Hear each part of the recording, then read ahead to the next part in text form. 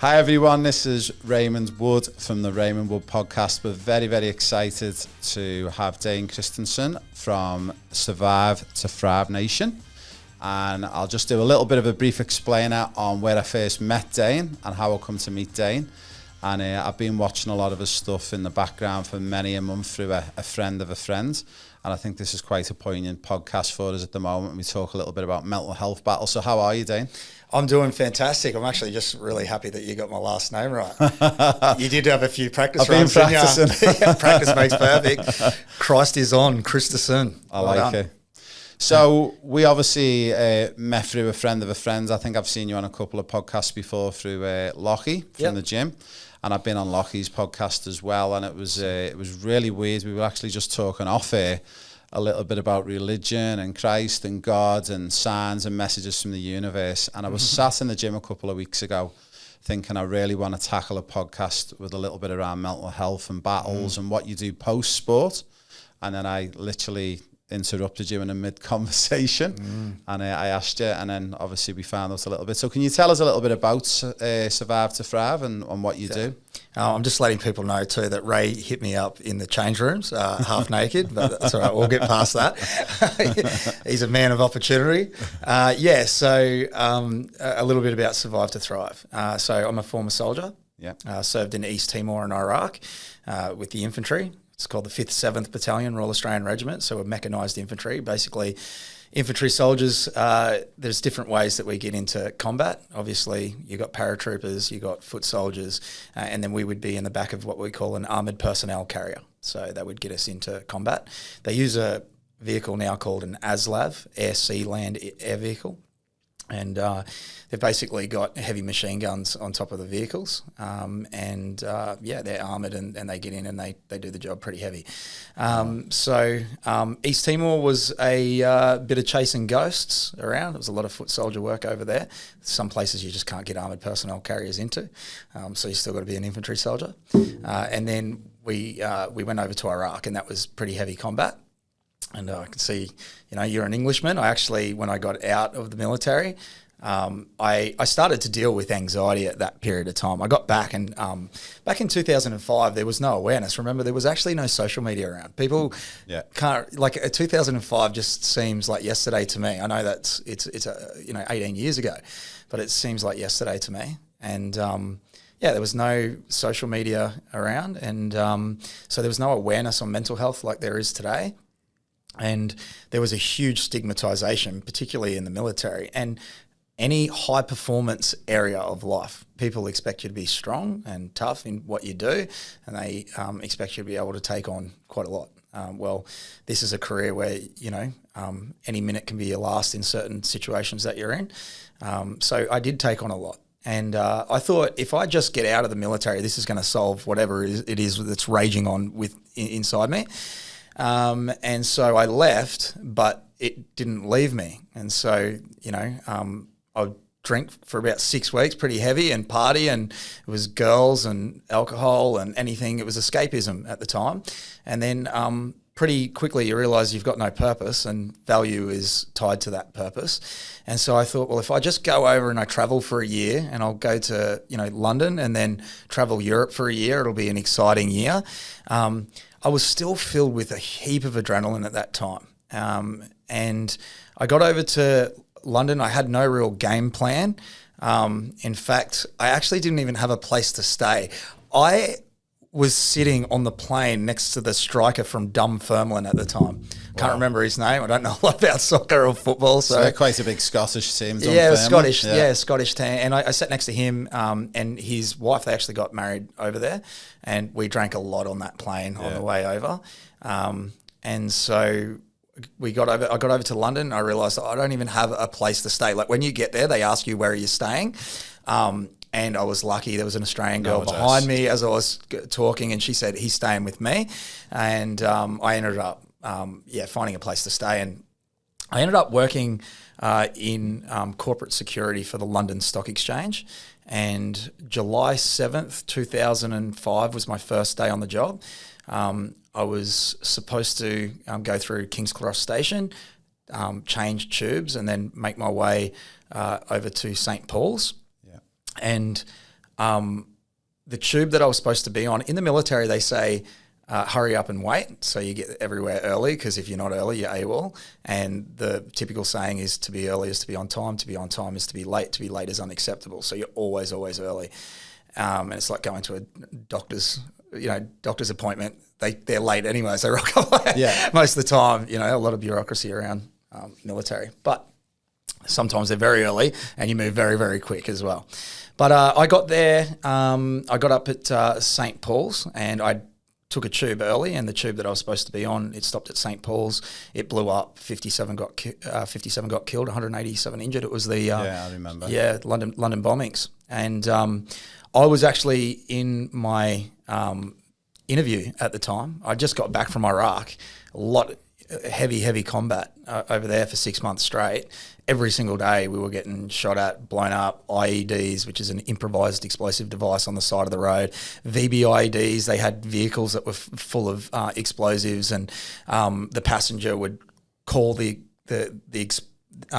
would call the phone that was attached to the explosive, and the explosive would blow up. And so we had a lot of that sort of going on over in Iraq. And so we've gone from that into me thinking, okay, I'm escaping all of this, and then that happened. Back and into, so in civilian life. Exactly. So to roll it back to when you were first coming into the army, and one of the things that we run as a program called the Pro Player Pathway, and it's been a lot over the years in professional football. Everything's been very reactive. There's been a lot of high cases where ex-players have spent all the wages, had multiple failed marriages, gone down the route of drinking.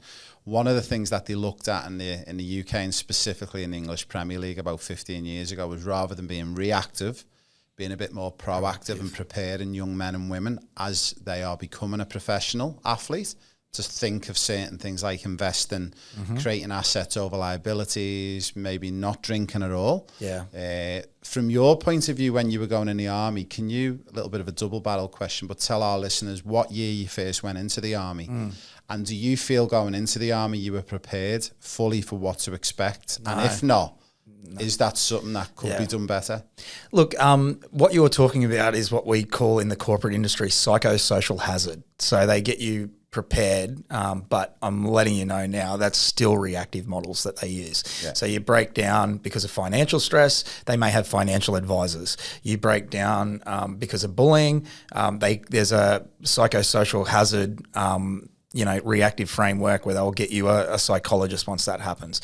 You're not really sure on how to navigate that. You might have a process in the company on when it starts to happen, but early intervention isn't proactive. It's still you that has to go to the human resource department. That's in the corporate industry. In terms of the military, when I joined, remember there was no awareness, and the military just didn't respond like that. The hazing was still going on, and you just did not open your mouth about those kind of things. You went in there and it was purpose-driven.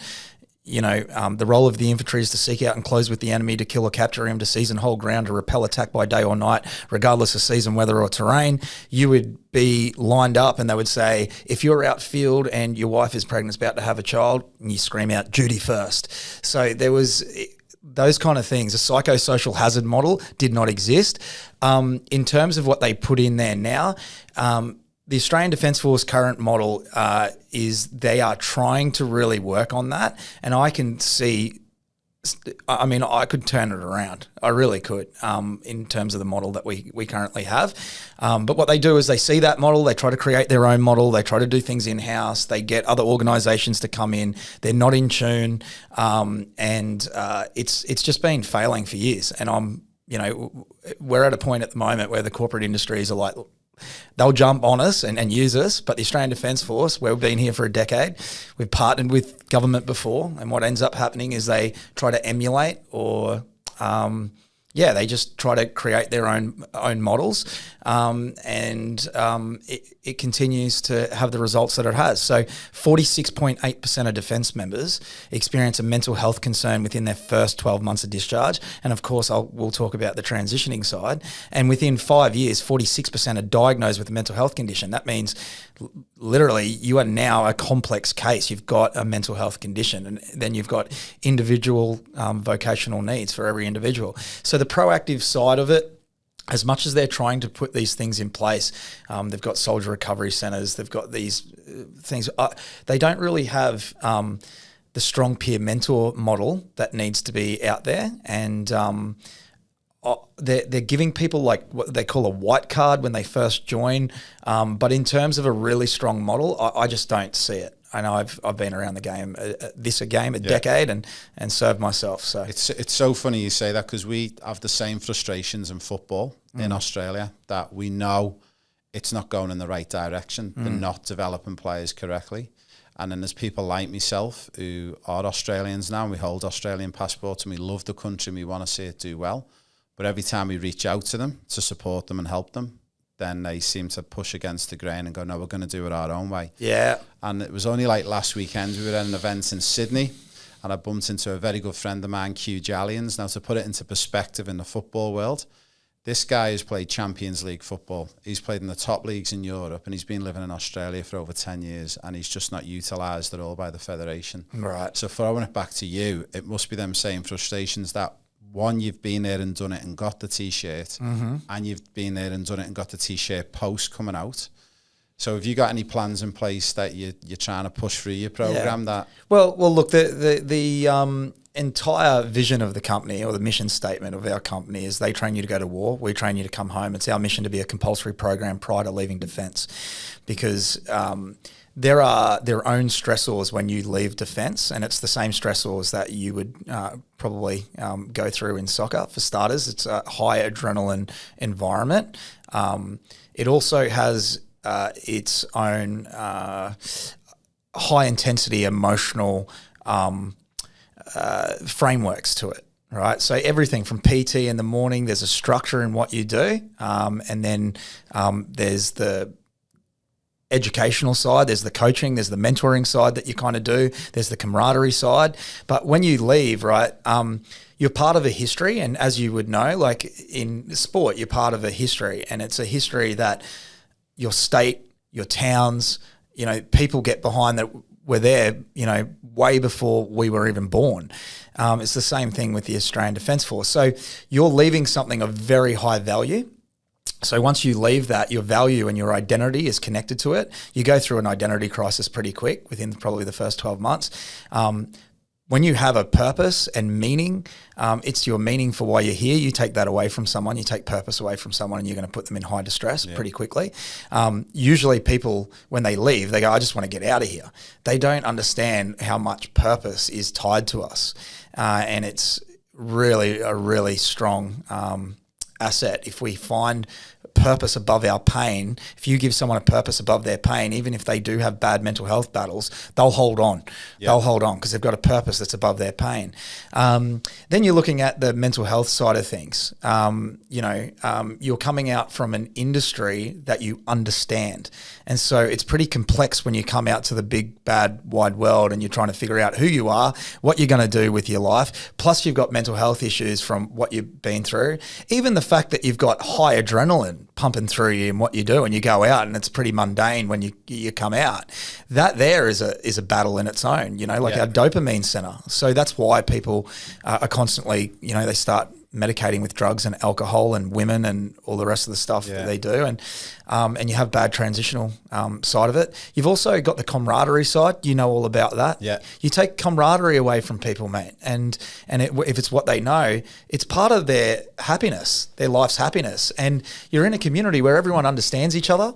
Yeah. I'm sure you've been, played soccer yourself, where there just comes a point where you know what the person on your left and right's doing without them even telling you or even thinking about it. And you become in tune with that. So community is really important. We say it takes a village to raise a child, but it takes a village to raise an adult as well. Yeah. Growth, improvement, recovery, and success all comes from the community that's around you.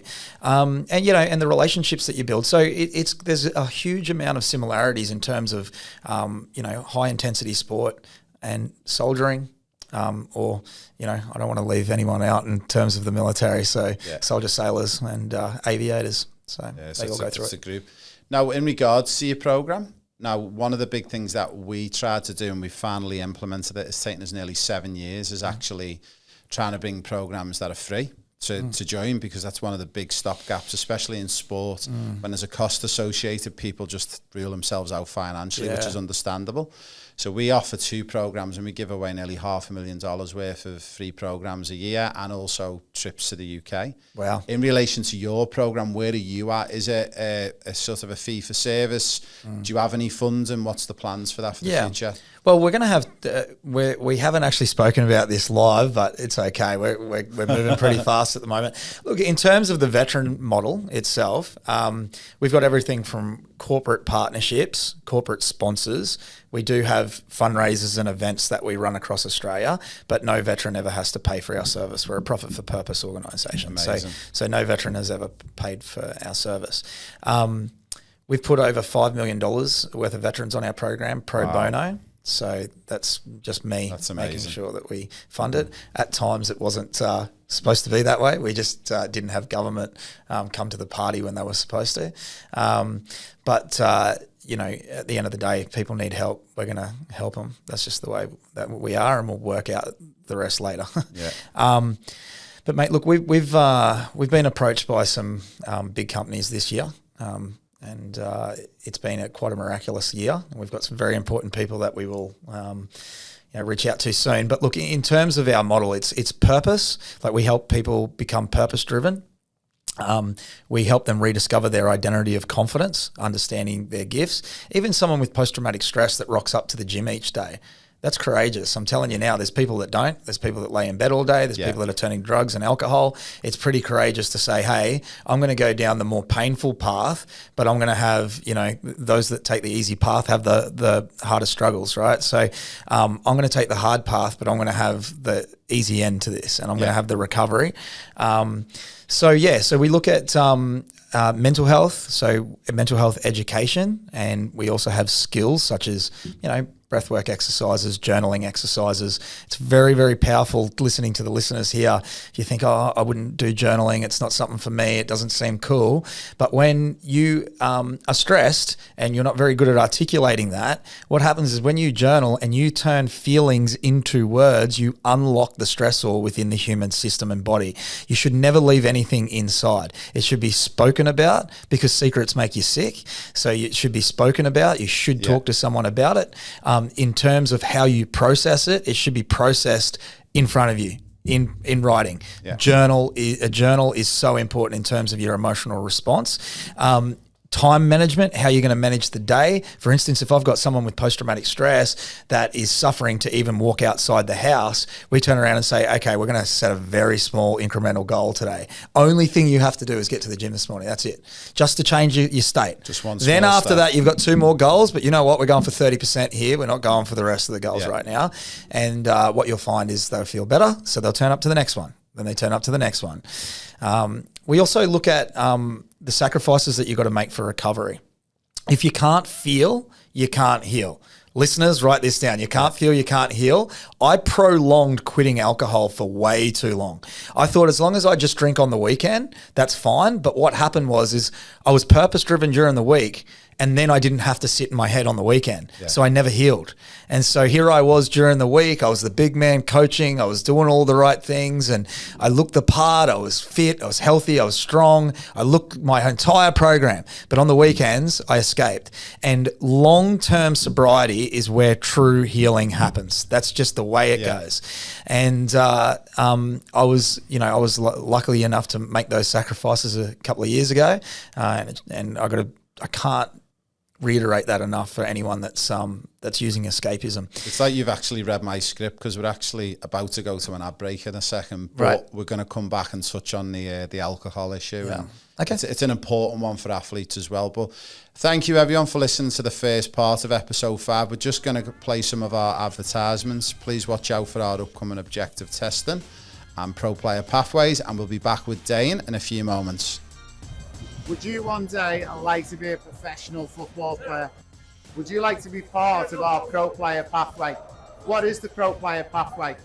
It's an opportunity for all Australian football players aged between 10 and 23 who want to join us to become the next professional football player.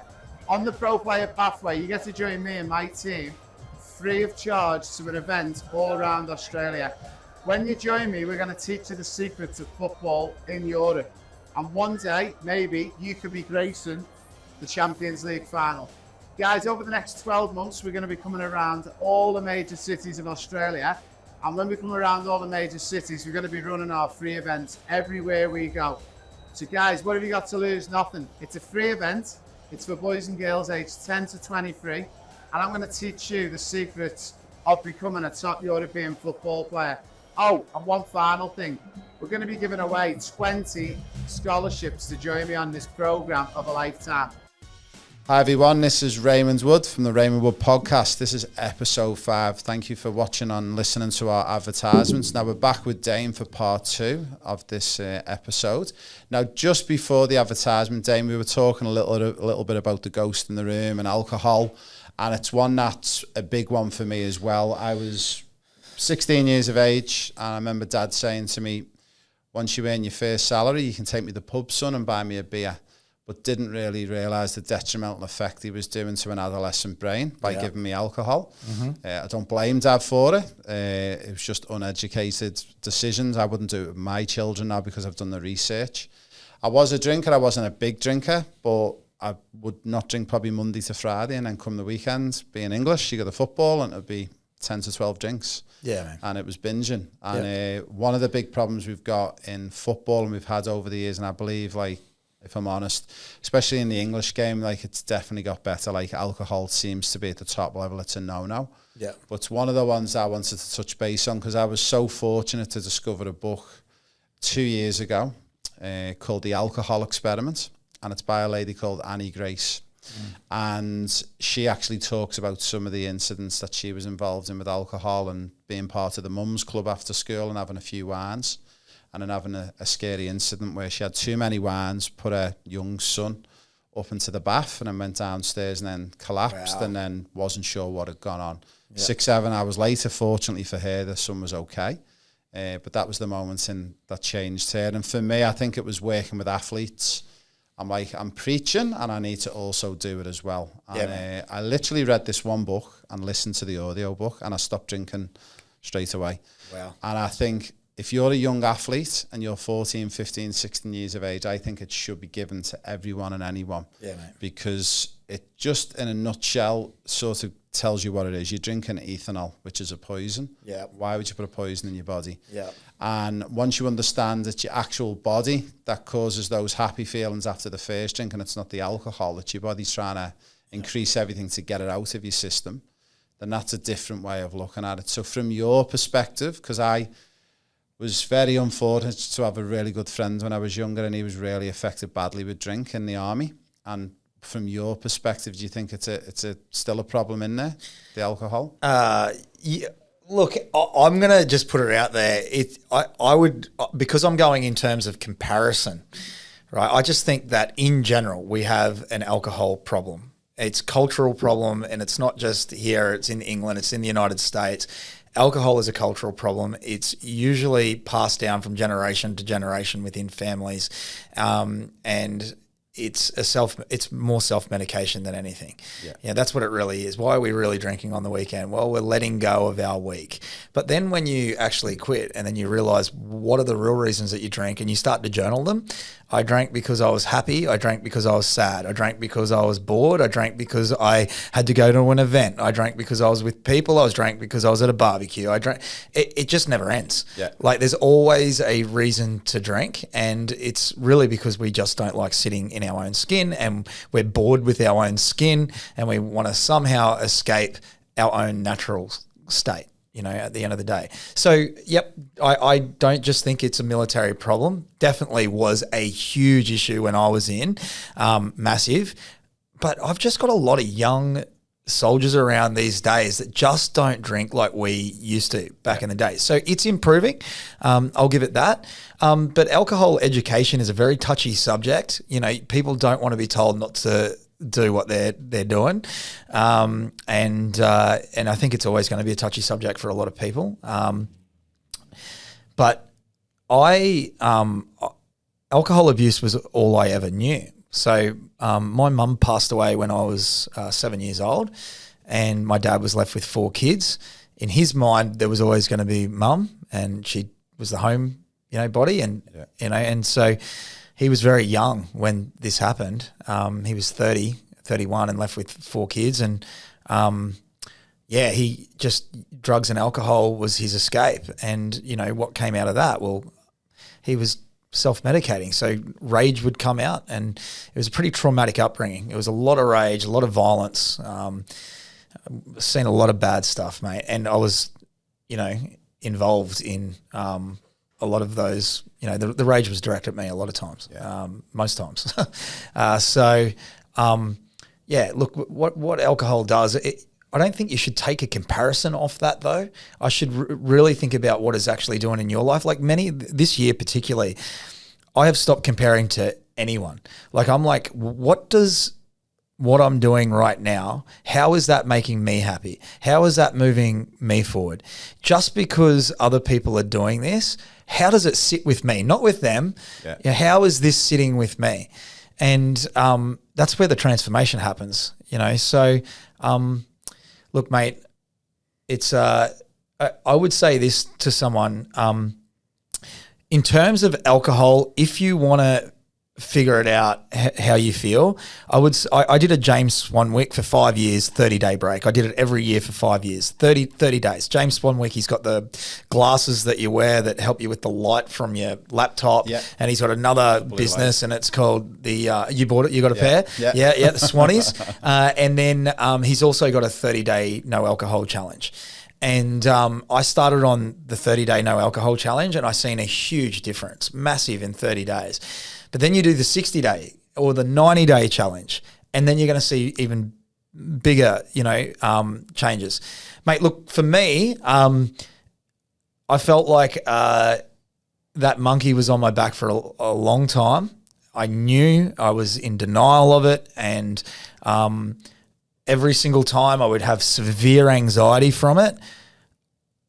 2 days later, I'd be making an excuse for it, and or 3 days later, I'd be making an excuse for it. So, in the end, it was what nearly killed me in the end. And I got down on my knees, I said a prayer, mate, and everything changed that day. Yeah. So I felt encountered, but everything changed that day. I never drank again. Something came on my spirit that day and said, "You'll never drink again, mate." I never did. Yeah, I know that fully. Like, it's not even a question. I know I'll never touch one again. I actually enjoy not drinking. I love going out in the car. Yeah. I love being able to drive myself home, waking up fresh the next morning. And I know I'm giving our players on our programs the best version of me. And that's what I've got to wake up to every morning. If I'm giving my best version, then I know 100%. I've tried it all. Yeah.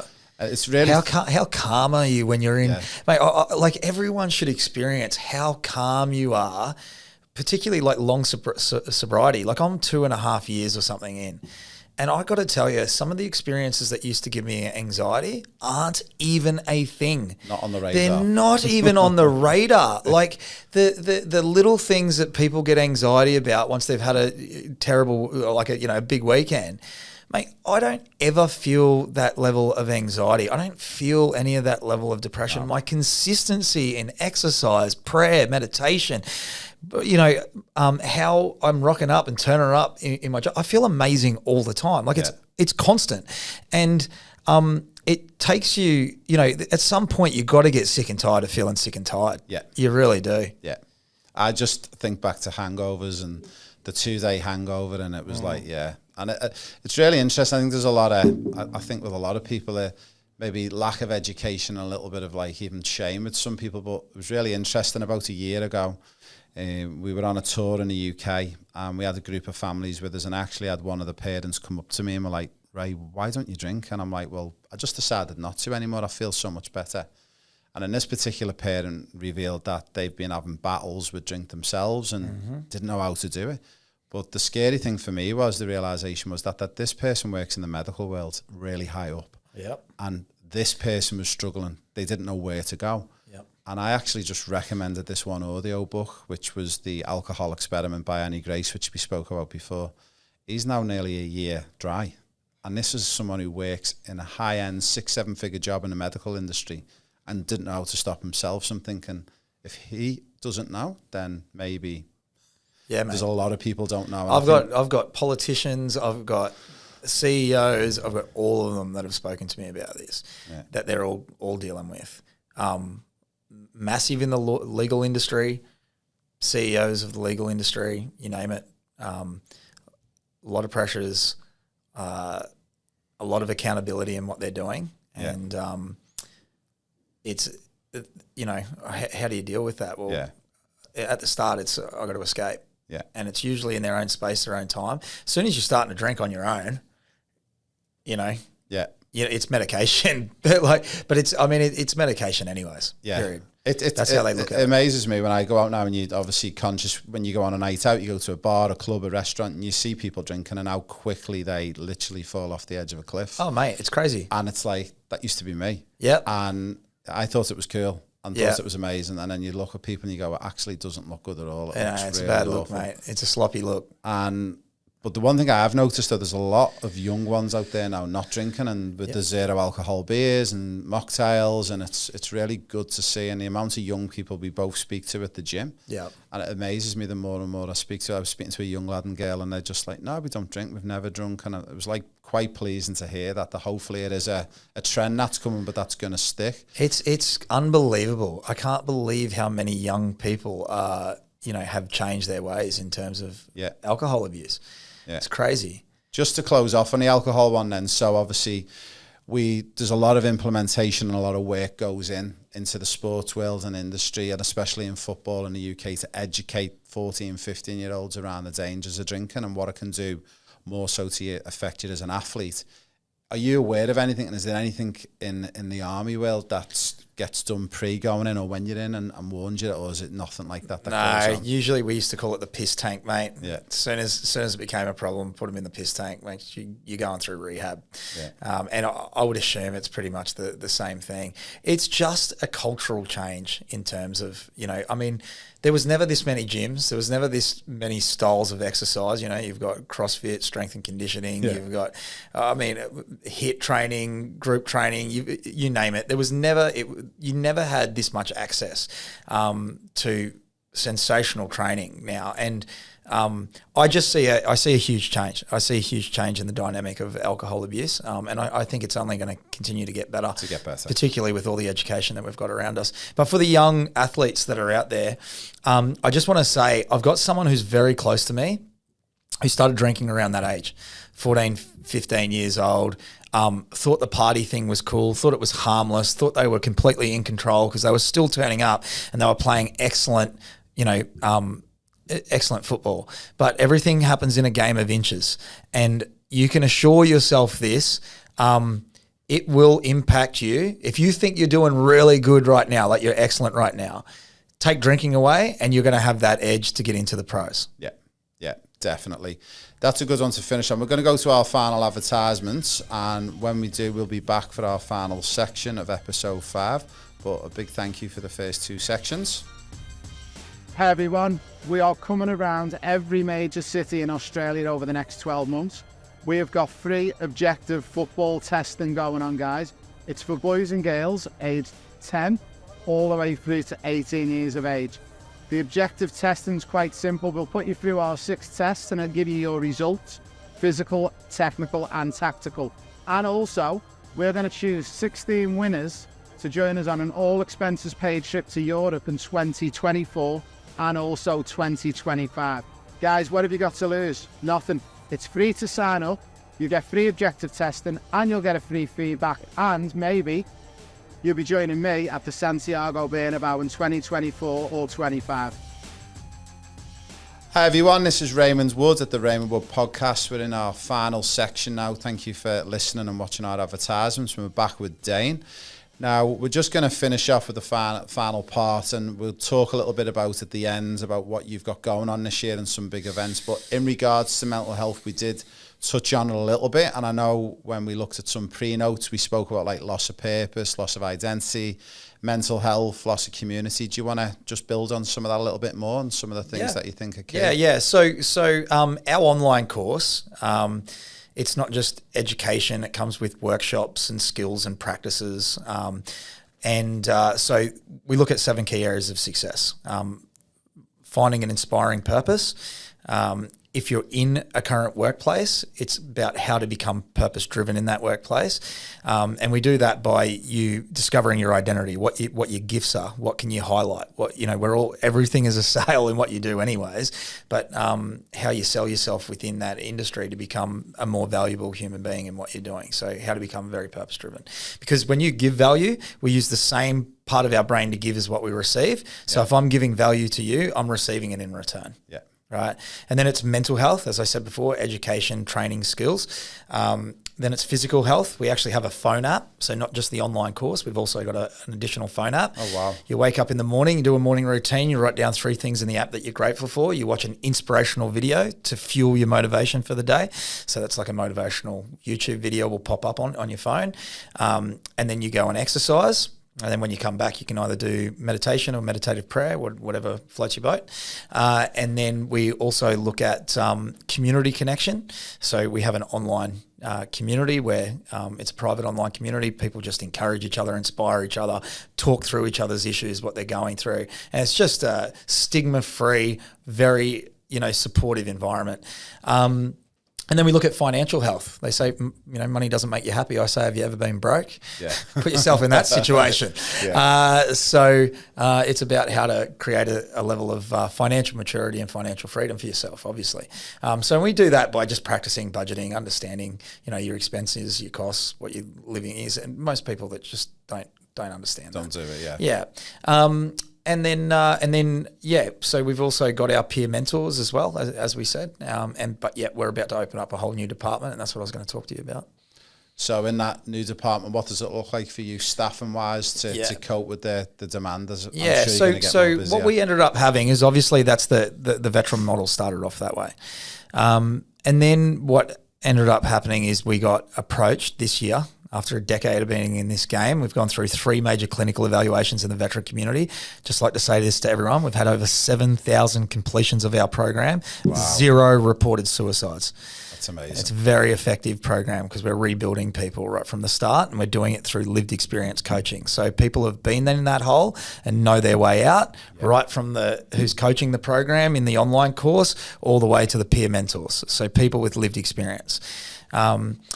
So what's happened is we've been approached by the corporate industry. We haven't done our launch yet, so it's pretty funny that we're doing this on a podcast. But large companies have approached us. We've built the online course for the corporate industry and individuals that want to do the course, and we'll be putting peer mentors in large companies. So people with lived experience. We'll have 3 certifications, so you can be a certified Survive to Thrive Nation peer mentor. Everything from mental health first aid, active listening skills, learning how to create space within a workplace and take someone to another room and take them through breath work if they're dealing with performance anxiety, helping them with time management, relationship issues that they may be going through, how to navigate that. And it saves people from having to go to the human resource department or the psychology side. But the company, the department we're about to launch is a one-stop shop.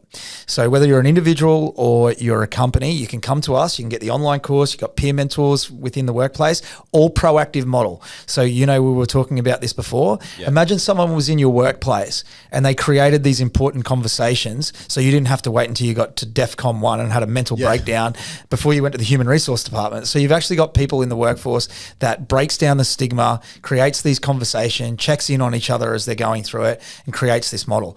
They're the ones that are in control of the company's WhatsApp groups. So they're groups, and each week they ask a question about how everyone's going and what they're going through, what happened on the weekend, what's some positive things that you've done this week, what's 3 things you're grateful for today, and create that community connection. But we're going to have we've created a psychology model. It's pretty unheard of, where you can come and see our psychologists within 5 days. So right now it's 6 to 12 weeks to see a psychologist. We've created a recruitment model where you can see a psychologist within 5 days. Yeah. That is unbelievable. It's going to be rolled out, and it's rolling out fast. So we're going to be very busy. This is what we've put together. We've got a very, very talented team now. People with massive experience. I've got one guy that I don't know if I can name drop who he was behind, but put it this way, huge organisation. He built 20 innovative stores for this company. 150 innovative stores for this company. Wow. 20 years he's worked in the industry of consulting and building big business. And he's come on and he's helped us build this incredible model. I've actually served with him. So we actually served together. He came out and he was a high performer then. He was a sniper for my unit. So he was in my platoon and then ended up going to snipers. I mean, the guy was a success right from the start. But he's come on and we're going to have everything here, mate. We're going to have, for companies, they have to do this thing called psychosocial hazard for large companies. It means, in the workplace, there's workplace bullying, there's all sorts of things that happen. And so we do all the training for the leadership team. So this is another, we have a learning and development management team that's coming in. And so everything will be under the one roof. Nutritionists, exercise physiology, it'll all be under the one roof. That's just phenomenal. And it's so good to hear you talk about like being proactive with it all as well. And do you find that it's hard for you to convince some people as well about coming on this journey because everyone thinks they've got the answer? And how do you get that message across to people? How do you advertise? Yeah. How do you get it out there? Well, this is the thing, right? So, they say horses for courses with mental health, but you also got to understand that, sure, horses for courses, but let's get 100% of people in the room. Does education help 100% of us? Yeah, absolutely does. Does someone who's been in the same situation as you give you some level of hope because they've been through it? Does it fit for 100% of people? Yeah. It does. So our model works for 100% of people. How someone heals vocationally, it's called like a vocational counselor will figure out what are individual needs for this human being. This human being's individual needs may be a toxic relationship that is affecting how they're going to be recovering. So then we need to look at vocationally what the complex issues are in this person's life. So, but in terms of education, training, teaching people to become independent operators of their mental health, learning how to navigate certain situations, it works for 100% of people. So our model has worked 100% of the time for anyone that's come onto the program, just because it's created an independent model. See, I can give you education and you can go and deal with it the way that you deal with it with that education. You can give me education and I can go deal with my problems the way that I want to deal with my problems through that education. But we've both got the same education, and so, but, exercise as well. If you're not someone who likes exercise, you hate it, you feel like it stresses you out, it's stressing you out because you haven't done it consistently and you haven't done it for long enough, because it's really good for the body. It's going to, moving that body. It should be moving one way or another in some level of exercise. So all of the things that we have, it's a framework to get you to where you need to go. We call it the GPS to success, and our company will be the mental health GPS to success. That's amazing. That's so good. Just before we're getting close to finishing off, but just for our athletes listening in, we've got just over 100 on our pro player pathway, and they age from anything from 10 all the way through to 23 years of age. What would be maybe 2 or 3 bits of advice you would give them as they're going through their journey to help them with things like mental health and that? What do you think are the key things they should be covering off? Yeah, secrets make you sick. If there's anything that's going on inside you, it needs to be articulated and it needs to be talked about. Who you talk to is very important. So that's number 2. Who is it that you're talking to? If you're talking to someone who's going to give you bad advice, if you're talking to friends that are going to say, hey, come out, let's smoke some weed together, or let's go and do this, guys, who you surround yourself with has a profound impact on your future.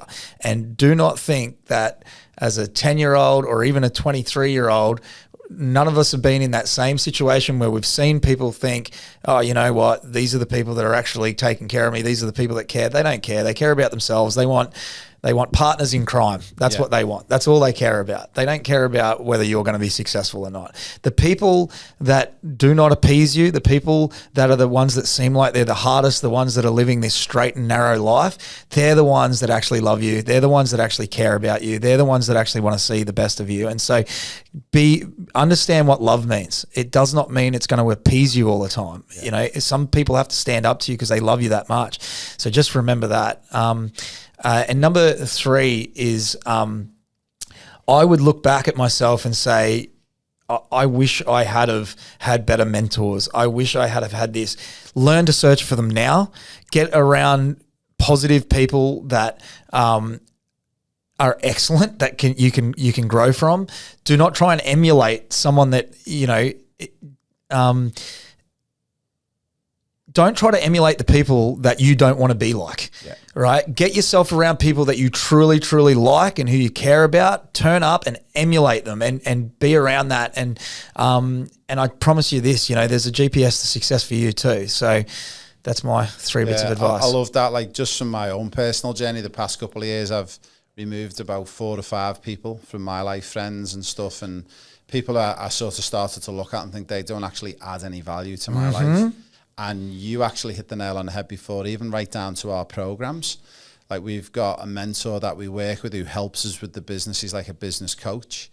And he said, if you're not adding value to your programs constantly and adding value every week and giving back and giving stuff away for free, you are not going to be down the right track. And since we've started giving stuff away, we give away $500,000 worth of programs a year. We're constantly adding value to the programs.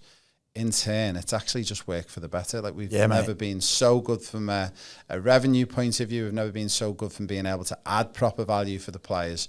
And we're the same as you. We've got 100% strike rate. Every player that's on our program who's gone to Europe or the UK have been given pro scholarships. Wow. And people say there's the 1% who make it as an athlete. Well, if you come through Euro Football Star, we're at 100% strike rate. And it's so pleasing to hear about you with like suicide rates. Like, that's such a scary area to touch on. But for anyone who's aware of what goes on, and I've actually been very fortunate to meet David Goggins and spoken to him and some of the stuff that those guys went through, and to hear that you've got everyone through that program and not had one suicide, that's a testament to you and your program. So well done. Thanks, mate. We're gonna close off there, but before we do, so if anyone wants to reach out to you or find you, how can they do that? So look, go to our Instagram at Survive to Thrive Nation. Survive to Thrive Nation.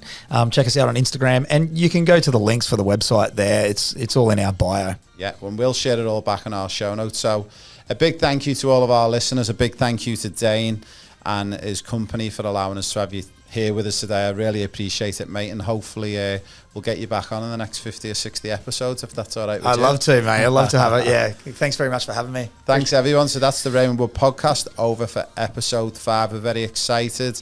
We're coming thick and fast with episode 6 in the next week, so we'll be back in touch. Have a lovely day. Peace. Namaste.